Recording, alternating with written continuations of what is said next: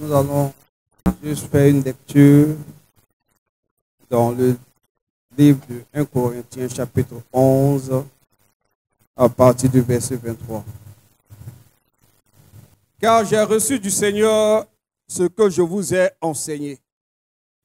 C'est que le Seigneur Jésus, dans la nuit où il fut livré, prit du pain et après avoir rendu grâce, le rompit et dit: ceci est mon corps qui est rompu pour vous, faites ceci en mémoire de moi.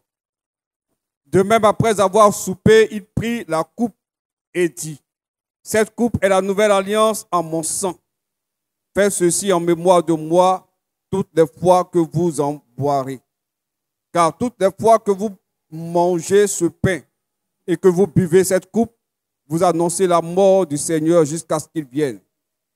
C'est pourquoi celui qui mangera le pain ou boira la coupe du Seigneur indignement sera coupable envers le corps et le sang du Seigneur. Que chacun donc s'éprouve soi-même et qu'ainsi il mange du pain et boive de la coupe. Car celui qui mange et boit sans discerner le corps du Seigneur mange et boit un jugement contre lui-même. C'est pour cela qu'il y a parmi vous beaucoup d'infirmes et de malades, et qu'un grand nombre en sont morts. Si nous nous jugeons nous-mêmes, nous ne serons pas jugés. Mais quand nous sommes jugés, nous sommes châtiés par le Seigneur, afin que nous ne soyons pas condamnés avec le monde. Amen. Bien-aimés, le seul verset qui va nous intéresser, c'est que chacun donc s'éprouve soi-même et qu'ainsi il mange du pain et boive de la coupe. Bien-aimés, c'est une invite, car au temps où Paul rapporte ses propos, il y avait du désordre dans la maison de Dieu à Corinthe lors de la prise de la Saint-Seine.